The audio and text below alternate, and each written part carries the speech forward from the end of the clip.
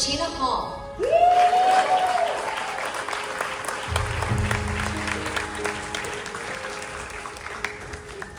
And Kelvin Harrison Jr.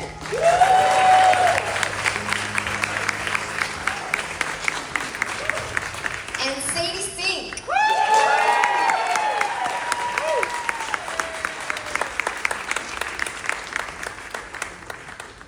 Thank you all for being here and congratulations on this world premiere.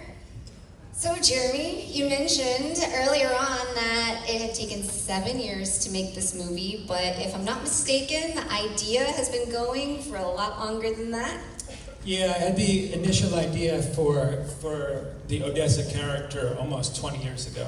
I just kind of saw this pompadoured kind of waif of the wasteland playing music, and I wanted to write a story about it, but I didn't know what it was going to be, and I just kind of filed it in the back of my mind for 2 decades. Yeah. So these songs have been in your mind for 2 decades? Well, the songs kind of came and went, but I've been collecting them for a while. Yeah, and then Jason, my music partner, and myself have been kind of demoing and working on them for the better part of 8 years. That's incredible. When did you start to bring on some of your collaborators here? Once we got a little bread in our pocket, yeah. Once someone was crazy enough to say, let's make this thing, and then we got Sadie, then Kelvin, then Regina. I think that's how it went. I can't remember. I think it's in line here. Yeah, and then Murray. Yeah.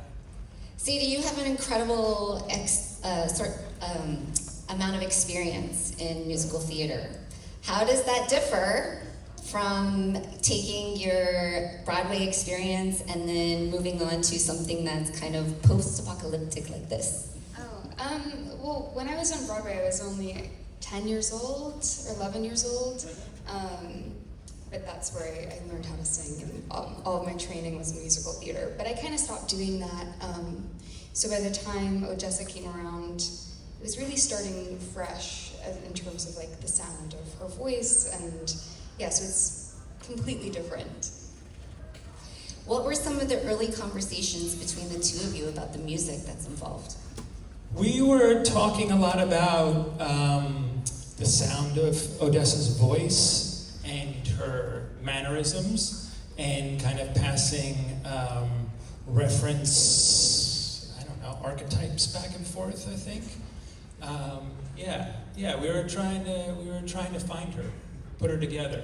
Yeah, there's a lot of different influences, from Charlie Chaplin to Woody Guthrie to, Maybelle Carter, and yeah, it was all PJ Harvey, all kinds of stuff. Kelvin, you and Sadie have a really incredible dynamic and chemistry on screen. Can you two talk about putting that together and getting ready to play these parts? Yeah. We had dinner in Croatia. That was the first time we met. I was terrified. She's very famous. I watched Stranger Things. We were both tired because we got on a long flight, and I was just looking at her and she was looking at me, and we were like, I guess we're here. Let's do it. Yeah. And then after that, we just kind of played around, and we were in the middle of Zagreb, and it was like, let's connect. We went and we baked, and we watched TV, and we went to Dubrovnik. We got on a boat together, and just did what normal young people do when they're making a movie. And yeah, it worked. Yeah, she agrees. She said yes. The Neon Dion. Let's talk about the ultimate antagonist with Regina Hall. Tell us what you feel like this character represents. Oh, that's a really good question. I think in the film, in Satellite City, she represented like the physical threat of Plutanovich, right? And everything that was against what they had. They were all about love and, the beauty of life and finding that, and hopefulness. And I think Dion was a bit more pessimistic. She didn't seem to have as much joy as Odessa. And I think she just was the antithesis of the two of them, kind of like the embodiment of what we didn't see until the third act, where we actually got to physically meet Plutanovich. So she was kind of that sinister darkness in Satellite City. Speaking of the darkness, the visuals in this film are just incredible. There's so much craft. Can you please talk about the production design process and working on the art that's on display? Yeah, Scott Dugan, who's not here tonight but deserves a major shout out. He really bled for this film, and we spent a lot of time kind of designing and experimenting with different looks, because I wanted it to feel like the corner bodega in Brooklyn and then like Weimar, Germany at the same time, and how can you collage those two things together? And then a lot of the look and a lot of the beauty, we have to kind of talk about Rena Yang, who was the cinematographer, who's just like an absolute brilliant artist. So her and Scott and Odile and Anna, the costume designers, all really worked together to bring this like unique world to life. And for the cast, the makeup and the costumes that were involved, what were those routines like? Yeah, it's a lot of dirt and just like slicked back hair. That was basically a lot of grease. Yeah, that was kind of it for Odessa. I think you probably have a more interesting We take. had the hair color that was great. Yeah, the blue was a process. At first I wanted to shave my hair with a little rat tail. And then they were like, well, no. So then I put on the blue hair and, the eyeliner, the nose ring, and that was like a Moses Sumney reference. And we were just playing with like Edie Sedgwick and Prince and Lenny Kravitz and all that jazz. So, yeah. Yeah, and then we had a prosthetic. At first I think, Geremy's never nervous about anything, but I think other people might have been nervous about covering up the eyebrows at first, remember? But I thought eyebrows give expression, and wouldn't it be great? So we had a prosthetic that we would do every day on Dion, and the leather. It was some rough leather. Some rough, warm, hot leather. But it was good. It helped. I think everybody's costume helped with the character. Let's talk about some of the favorite musical moments and filming those, and how, when you're incorporating this much music, how that bakes into the schedule and the production process. Yeah, the music was the cornerstone of the storytelling.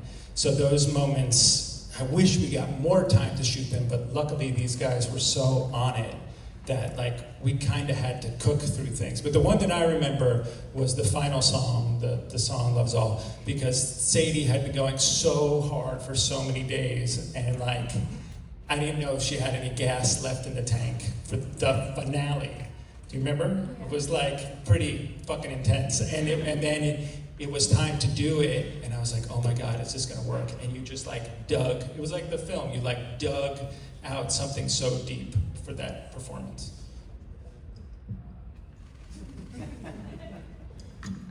I remember that day. Yeah, it was week 6, I think, Yes, of filming. Yeah, so I was really tired, and I didn't know if I had it in me either. But yeah, it was a good day, and I think at that point, I'd spent enough time with Odessa too that it felt like that moment was so earned.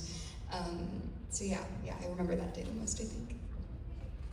She worked so hard. There were times where I literally would look at her fingers and they were bleeding. And she wouldn't even know they were bleeding, because that's how locked in she was. This girl was committed. I was like, I need to take some of that commitment. Yes, give it a round of applause for that. And still the sweetest every day. Yeah. You never took out the abuse that you were receiving. The real neon. But really, she was amazing every day. For such a survival story, when it takes you years and years of evolving the script and kind of the concept, Did it change over time, or like how did you feel and know that in making it today, as opposed to 7 years ago or even 20 years ago, that how did you want to what did you want to offer to the audience by kind of keeping it alive and? Yeah, I mean, unfortunately, some of the themes in the movie don't go out of style.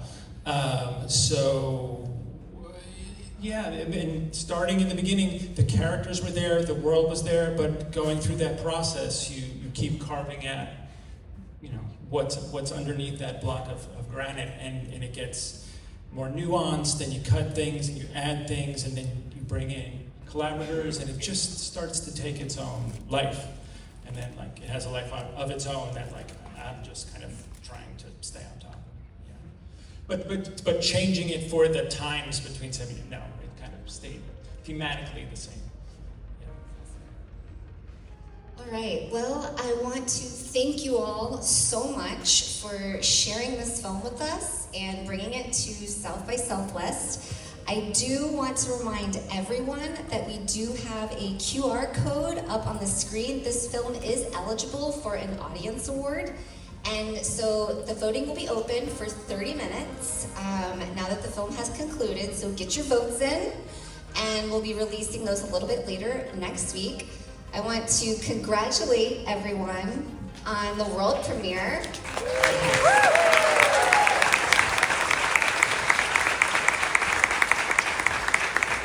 We hope everybody has a really wonderful week here at South by Southwest, and there's still a lot more movies to come, so please tell all your friends, and we'll see you at the next one.